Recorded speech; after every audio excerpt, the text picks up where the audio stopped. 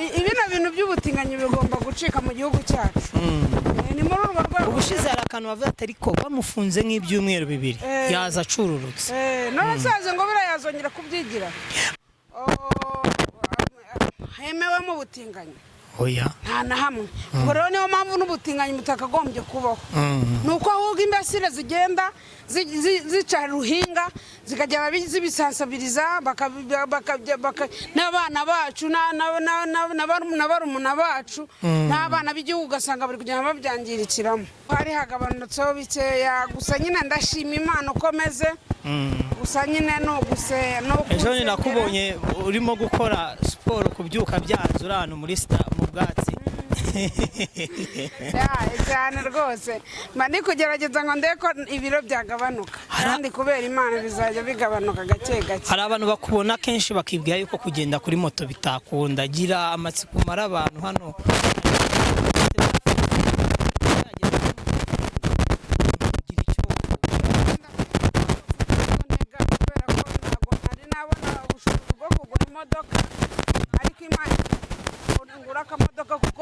magari ku motari wa mbere akanga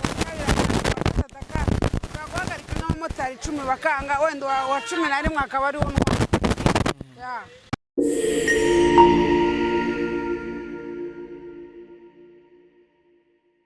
Let me take time greet every person where you stay. I think nizere ko meze neza cyane reka ngusuze uherereye mu bice bigiye bitandukanye ukomeze ububwe neza nawe utameze neza senga kandi burya ngo ihora ihoze. Ndacyari MC Seti, iyi ni Kigali News 250. Nizeye ko turaza kugerana ku musozo w'iki kiganiro. Uramutse wifuza kunsangiza inkuru nyandikira kuri WhatsApp ni 0782 477123.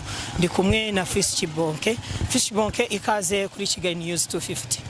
Murakoze cyane. Ubushize mwari mu mwishe twari tumwishe cyane rwose. Ndanagufatiranye wigenderaga. Wari uzi ko duhura se? Wapi nari ngiye gusenga. Ubu ramfatira. Kandi ko kamasaha yo gusara arageze. Akura mutipe koko ngo hari ibintu byinshi yagiye gukorera bitari byiza kukwanika no guhamya yuko ngo we nawe hari byo muhurira mu byisura. Yagendaga nyine agenda sasabiriza ambeshyira avuga mu biganiro nyine n'iki. Icyo kintu cyananteye n'umujinya kigatuma duserera n'abasuhuje.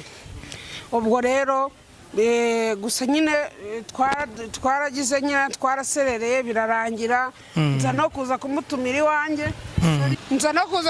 iwanjye ndamujyana kugira ngo ndebe ko yava mu buti. Umuhungu aranga arananira. Ubwo areba nsanga ntabwo kumwirukana maze kumwirukana ariko nyuma aza kuza kunsaba imbabazi.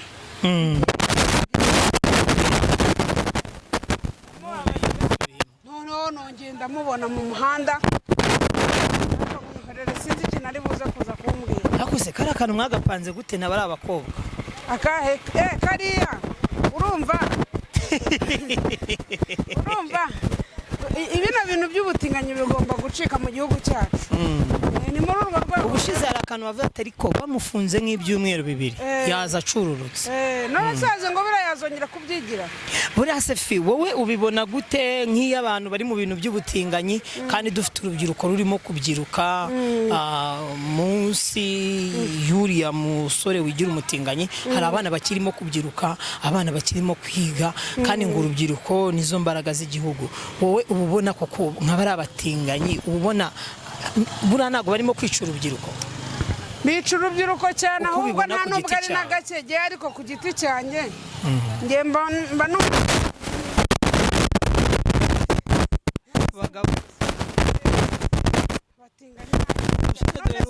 ndashaka kukubaza ikibazo. Mu bitabo by'Imana ko wenda ko twari Bibiliya hari aho wigeze ubona hari na hamwe wigeze ubona bavuga yuko hemewe mu butinganyi? Oya nta na hamwe. Ubwo rero niyo mpamvu n'ubutinganyi mutakagombye kubaho. Nuko ahubwo imbasire zigenda zica ruhinga zikajya zibisansabiriza n'abana bacu n'abarumuna bacu n'abana b'igihugu ugasanga bari kugenda babyangirikiramo. So rero twari duhuye na Fishbonke kugira ngo tuganire. Ubushize mwabonye video ari kumwe n'abakobwa babiri, ubwo bari bansabye ko mbageza ahantu Kayusi Shitani yarari. Uko biri kose amakuru afite ndetse kandi nawe aranakarira, ariko ibyabaye byose mwarabibonye. Bagerageza kumugira inama kugira ngo yava muri standard cyangwa se ifunganye iki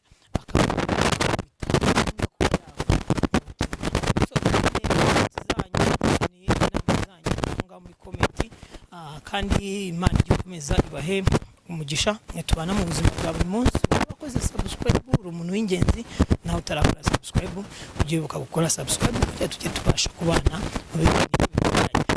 Twiga rero ubuzima bwacu gute, ku giti cyawe ifu yifashe gute, ibiro birakiyongera cyangwa se ubona bigenda bigabanuka?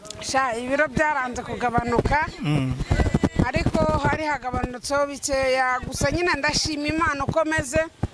Gusa nyine no ejo ni nakubonye urimo gukora siporo, kubyuka byanze uri ahantu muri mu bwatsi.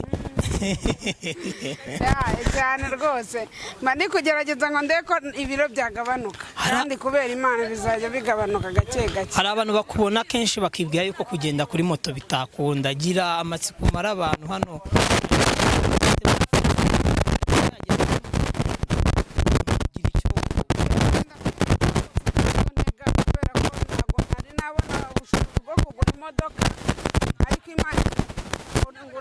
kuko magarika umumotari wa mbere akanga, guhagarika n'abamotari 10 bakanga, wenda wa 11 akaba ari unwa. Kuri gahunda zo gukina filime byawe, gukina filime bimeze gute? Ibyo nabyo ndagira ngo ubwire muri make lifestyle ubuzima bwa buri munsi unyuramo, nanjye mbanze nkoremo gake ndumva nazo ukomeze. Gira icyo ubwira abantu kuri lifestyle z'ubuzima bwawe. Ngo muri iyi minsi mfite YouTube channel nshyashya nafunguye kubera ko indi yagize ikibazo, ndayitanga nyitangira makeya. Ubu ngubu hari channel yitwa Isine TV cyangwa se Kigali News TV. Hanyuma nanabasaba abanyarwanda kugenda bakajyaho bagakora subscribe, hanyuma bagakora no kukazogera kugira ngo bazajye babona notification. Hanyuma bajye no kuri Instagram yanjye nayo yitwa Fist TV, naho bamfollowing, no kuri TikTok yanjye nayo ni Fist TV son of nawe naho bagende bamfollowing. Kera ngweruka waje mu bintu by'ubuhanzi, ese ubuhanzi byaje guhagarikira hehe? Hari kava ya kera yo muri Danger Zone, ese urateganya gukora izindi ndirimbo cyangwa se ko ari ukwiyongoza? Urumva nakoze akaririmbo keza kananarebwa n'abantu 15,000, ariko ndashaka gukora kandi karirimbo ka fresh. Imana nibimfashamo cyane cyane ko Kiroso ariyo wari wabimfashijemo afatanyije n'uwo bita Bintkira. Yego. Bazayibona nyine nibakora subscribe kuri Isine TV.